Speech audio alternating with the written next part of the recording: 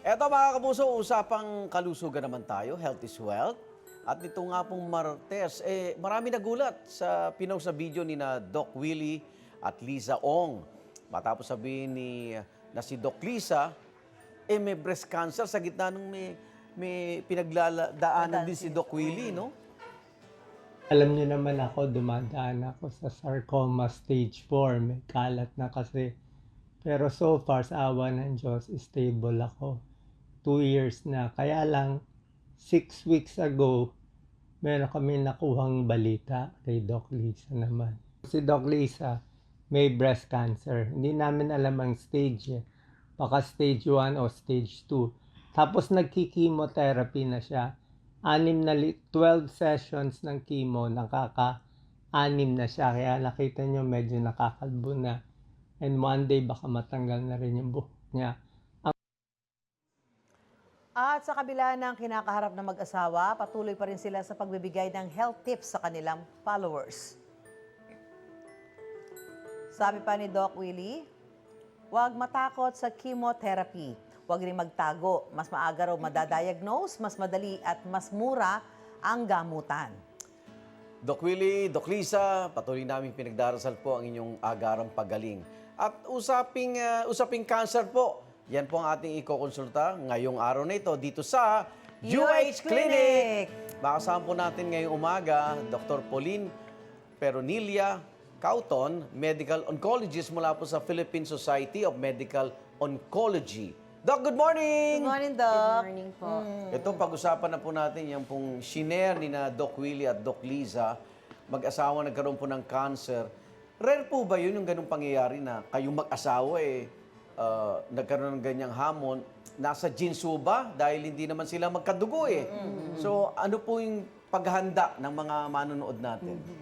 Okay, so tama po ang sinabi ni Sir na hindi naman po sila related, no? yes, But it is still related to the genes, no? So all cancer in general, kahit anong klaseng cancer pa po yan, nagsisimula at nagmumula sa genes po ng isang tao. Pag sinabi pong genes, it doesn't necessarily mean na ito po ay namamana. Okay. No? Not all cases are hereditary. Okay. Para sa kaso po ni Doc Willie at ni Doc Liza,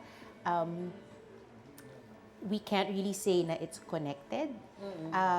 Yung risk po ni Doc Willie ay hiwalay or independent sa risk ni Doc Liza. Nagkataon lang po na sila ay Nagkasabay pa, no? nagkasabay. Oho. Opo, opo. Doc, itong cancer, alam ng marami pa na seryoso at nakamamatay na sakit, di ba? Pero marami rin sa atin na hindi alam, hindi gaanong alam kung ano talaga ito. At para ho sa ating mga manonood, ano po ba ang ginagawa sa katawan ng cancer? So ang cancer, simply put, is ang tinatawag na uncontrolled growth or unregulated growth ng cells, no? So ang pag-grow or pag-multiply, pagdami ng cells sa katawan na wala sa lugar at wala sa panahon. So parang kunwari meron tayong garden. So meron tayong halaman dito. Apo. Meron tayong garden, tinanim natin yung mga halaman in an orderly manner, maayos, lahat sila may proper place para meron silang adequate space to grow at mga nutrients na galing sa lupa, etc. So, sabihin natin ang cancer ay parang yung weeds, no? Yung masamang damo na dumapo din sa soil at nagiging kakompetensya niya sa space, nagiging mas masikip dito sa place kung saan natin tinanim yung halaman at nagiging parang inaagawan niya ng nutrients at space yung mga talagang intended na halaman na nandun. Okay, Doc. Nabanggit po ni Doc Willis, mayroon siyang sarcoma. Anong klaseng cancer po itong sarcoma? Okay. So, ang sarcoma, ang iba-ibang klaseng cancer, ang pangalan ay it depicts kung saan galing cell. Anong klaseng cell siya nanggaling. So, ang sarcoma in particular is cancer nanggagaling po sa connective tissue cells. So, ito po ay cells ng bone, muscle, fat, cartilage, and the blood vessels. So, it can grow in any part of the body na meron yung mga cells na yon. Oo. Sa case ni Doc Lisa po, Doc, breast cancer, paano naman yung nakukuha ang breast cancer? Tinanong kita kanina, sabi mo, ang number 1 cancer ngayon sa atin ay breast cancer. Breast cancer po.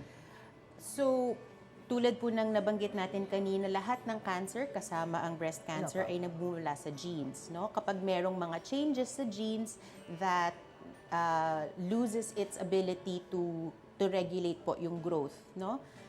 Anything that promotes yung aberya na yon, no, yung mutation na tinatawag, ay mag-i-increase ng risk. So, age is one important factor across all cancers. So, pag tumatanda, mas tumataas ang risk na mag-develop ang cancer.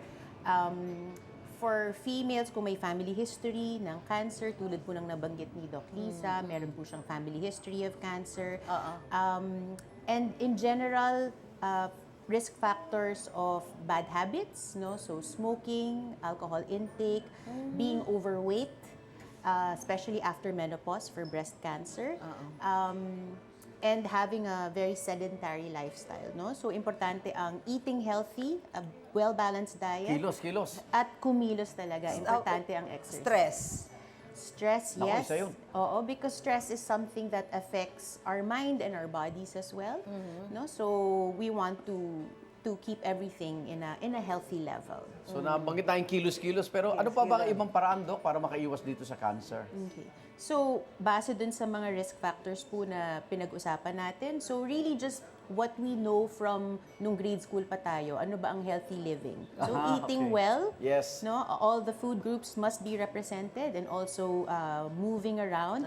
But equally important, if not more important than all these healthy living, is getting screened, no? Yung mga tinatawag po nating screening modalities, no? So, ang ibig sabihin ng screening, maski na wala pa po kayong nararamdaman, Patingin na. magpapatingin tayo to check if there is something that shouldn't be there, no? Preventive, So, no? Yes, preventive. And we want to catch it po kasi early. Oo. At Doc, pagdating sa gamutan ng cancer, ano ho ba yung mga option na meron available? Yeah.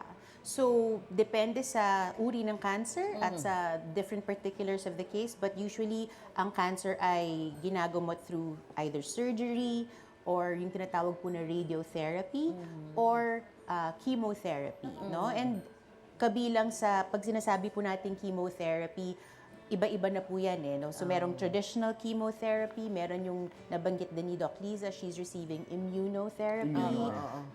May mga targeted therapy na yung iba IV, yung iba oral, no? So, at meron ding hormonal therapy, which is appropriate for some types of cancer. So, it's really very different, no? Kaya importanteng magpatingin sa espesyalista na pwedeng i-describe at i-offer po ang pinaka-nararapat na aangkop na treatment. At kapag nagamot na, Dok, yung cancer, pwede nga po bang mag-recur ito, bumalik uli ito? Ilang beses ba ito pwedeng bumalik sa katawan? Okay, so ang treatment po na nire-recommend natin, ang purpose, ang goal talaga is to keep the cancer from coming back. Okay. No? So minsan kasi naoperahan na, tapos nagtatanong ba't kailangan pang gamutin? Opo. So ang additional na gamot na yon, ang goal nun ay para hindi bumalik, no? To lower your risk of yung tinatawag po nating recurrence or pagbalik ng cancer. O dapat hindi maging palagay, no? Porque sinabing gumaling na. Naku, maraming salamat po, Dr. Pauline Peronilla Cauton, medical oncologist po mula sa Philippine Society of Medical Oncology. Ang mga usaping pangkalusugan, kukonsulta natin yan dito sa UH Clinic. Magbabalik po ang unang hirit. Ingat po kayo, ha? Health is wealth. Salamat po. Ingat. Doc, thank you. Magpatingin na, magpatingin. Wait! Wait lang! Huwag mo muna i-close. Mag-subscribe ka na muna sa GMA Public Affairs YouTube channel para lagi kang una sa mga latest kwento at balita. I-follow mo na rin ang official social media pages ng Unang Hirit. Thank you. O sige na,